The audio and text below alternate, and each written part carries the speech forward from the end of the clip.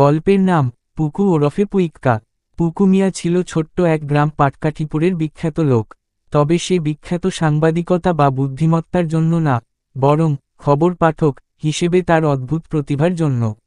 গ্রামের লোকেরা তাকে বলতো পুইক্কা, কারণ সে যখনই মুখ খুলত তখনই এমন সব খবর দিত যেগুলো শুনে হাসতে হাসতে পেট ব্যথা হতো।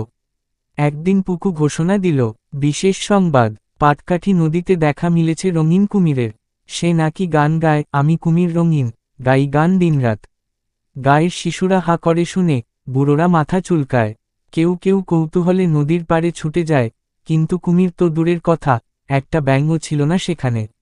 এরপর আরেকদিন ঘোষণা, আজ বিকেলে গরুদের মিটিং, তারা নাকি সিদ্ধান্ত নিয়েছে আর ঘাস খাবে না, এখন থেকে খাবে পনির। পুইক্কার এসব খবরে গ্রামের লোকজন হাসিতে ফেটে পড়ে, কিন্তু পুকু খুব গম্ভীর মুখে বলে, আমি তো শুধু খবর দেই। ঘটনা ঘটুক বা না ঘটুক,